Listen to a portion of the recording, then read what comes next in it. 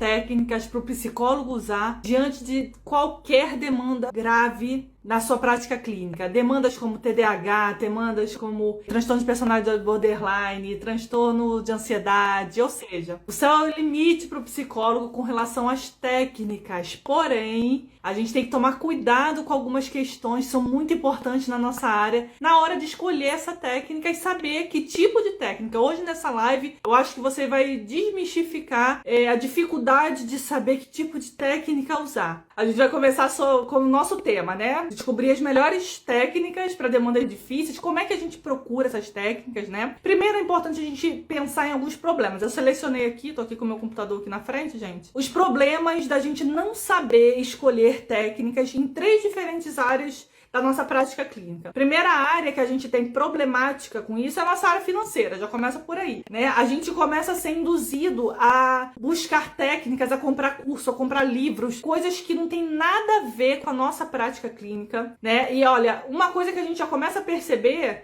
é quando a pessoa fala assim, ó, técnicas para TDAH, para psicólogos, para médicos, para terapeutas, opa, começa por aí. Começa por aí, porque a nossa prática clínica, ela é diferente do médico, ela é diferente do terapeuta, né? Então é importante que a gente... Opa, peraí. Técnicas para qualquer profissional, isso aí já é furada pro psicólogo.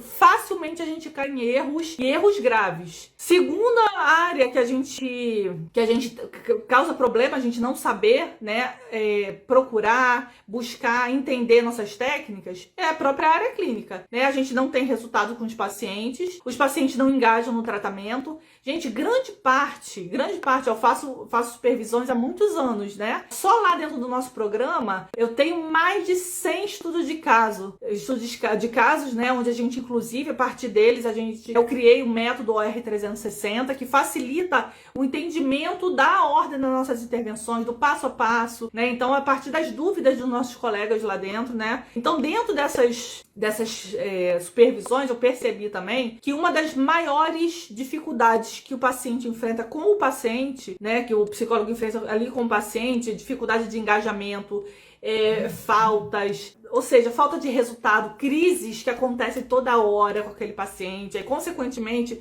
os familiares ficam ali cobrando e ficam ali se lamentando, ficam ali o tempo todo insatisfeitos. Normalmente tem a ver com as nossas falhas relacionadas às nossas próprias técnicas. Muitos desses erros acontecem nesses aspectos relacionados às nossas técnicas. Então, e consequentemente, gente, esse problema nessa área causa um outro problema numa outra área que eu selecionei aqui, que é a área profissional, porque a gente vai ter que colocar tudo que a gente fez, tudo que a gente aplicou, por que a gente aplicou nos nossos registros documentais, não só no nosso prontuário, no nosso registro documental, mas então a gente tem que tomar cuidado com isso, né? Que a gente não pode errar nisso, porque são 3 áreas importantes pra gente. A financeira, pra gente não ficar gastando dinheiro à toa com técnica que só vai dificultar a nossa área clínica, prejudicando nossos pacientes e prejudicando também a nossa profissão, porque aí a gente vai ser exposto. Você sabe que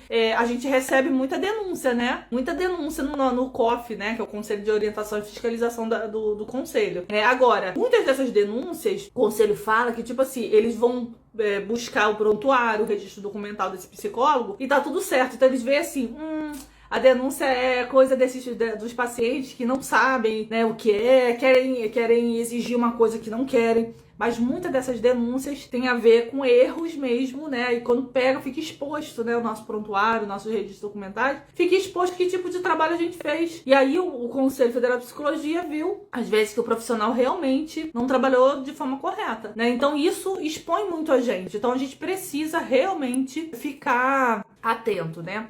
Agora, por que isso não acontece com a gente? Por que isso acontece tanto na nossa área, né?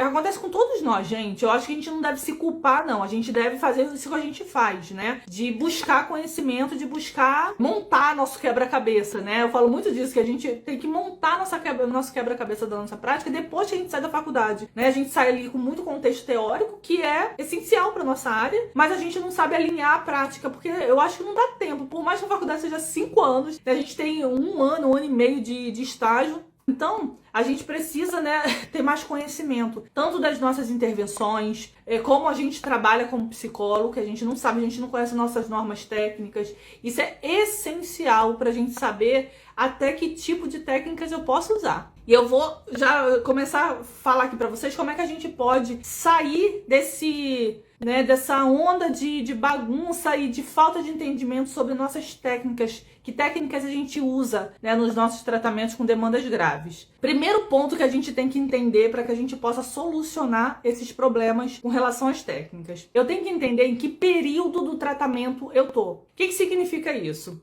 Existem objetivos específicos de cada etapa de um tratamento psicológico. Por exemplo, se eu tô fazendo avaliação psicológica, né, a pessoa chega ali, eu vou na minha escuta técnica, no meu acolhimento técnico, né, que tem técnicas para se fazer isso, eu tô ali fazendo avaliação. Então, por que eu quero tratar alguma coisa ali? Por que eu quero tratar algum sintoma ali? Aí as pessoas, a pessoa acaba de chegar no consultório dela, a pessoa fala assim, acabei de receber um paciente e eu preciso de técnicas para tal coisa.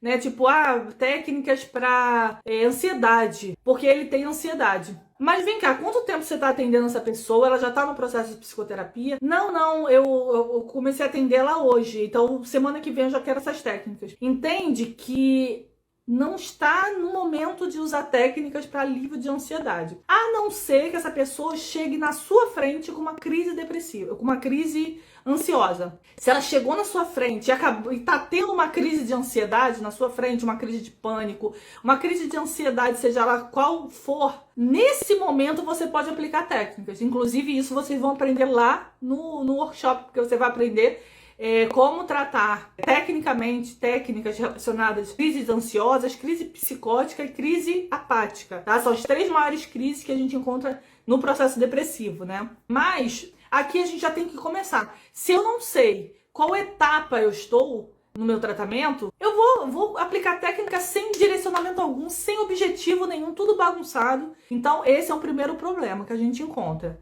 Tá? Segundo ponto, né? Que tipo de serviço eu tô prestando àquela pessoa? Eu falei ali da avaliação, é um tipo de serviço que a gente presta, né? Então, além de eu saber que período de tratamento eu tô no início, eu tô no meio, eu tô atendendo uma crise, não estou, que tipo de serviço eu tô prestando a ela? Então, eu tenho que me fazer essa pergunta. É um serviço de orientação psicológica? É um serviço de psicoterapia, de mediação em família? É um serviço diferente, não é psicoterapia, é um serviço de mediação, um serviço de orientação, um serviço de psicoeducação. Que tipo de serviço eu estou prestando a essa pessoa? Eu estou fazendo uma avaliação para emitir um atestado? Ou seja, eu estou fazendo uma avaliação de risco de suicídio? O que eu estou fazendo? Que tipo de serviço eu estou prestando? Porque dependendo do tipo de serviço que eu estou prestando, assim como o caso da avaliação, eu não vou aplicar técnicas específicas para uma demanda específica, porque ali eu não estou no processo de desenvolvimento dessa pessoa. E aí a gente está falando de psicoterapia, né? Então, quando a gente vai para a psicoterapia, que é um serviço que a gente tem, né? É mais um serviço que a gente tem. Aí sim, eu tô falando das minhas abordagens. E aí eu tenho que me perguntar, olha a terceira pergunta que a gente tem que fazer pra gente. Qual é a minha abordagem? Quais são as técnicas da minha abordagem? Porque quando a gente encontra, assim, técnicas para psicólogo, mas de qual abordagem? Os psicólogos têm diversas abordagens. Você pode ser TCC, o outro pode ser psicanalista, o outro é junguiano, o outro existencial humanista, o outro gestaltista, cada um tem uma abordagem, o outro sistêmico.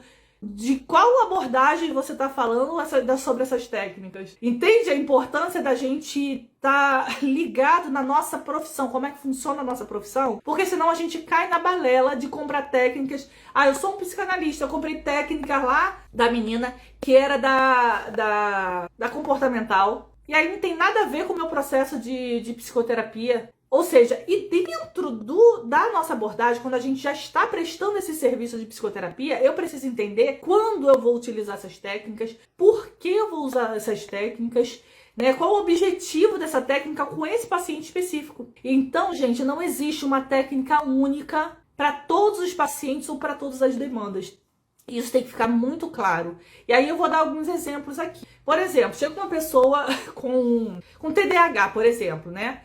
E a pessoa começa a querer tratar a memória da pessoa, a atenção da pessoa, começa a querer tratar os sintomas dessa pessoa. Só que a pessoa não fez avaliação psicológica nesse nível, onde a gente ainda nem tá no processo de psicoterapia, sabe por quê? Porque às vezes essa pessoa nem tem TDAH. Essa pessoa foi diagnosticada por um médico, foi diagnosticada pela própria mãe, foi levada ao nosso consultório e a gente faz um diagnóstico clínico. Inclusive, você que é aluno, a gente tem aula, a gente tem mais de uma aula, um compilado de aulas sobre TDAH na nossa prática clínica. E outra, no processo de psicoterapia, a demanda, gente, não importa pra gente, porque a gente atende o sofrimento psíquico daquela pessoa. Se aquela pessoa tem TDAH, tem depressão, a gente pode entender, as nossas abordagens trazem contextos teóricos pra gente entender clinicamente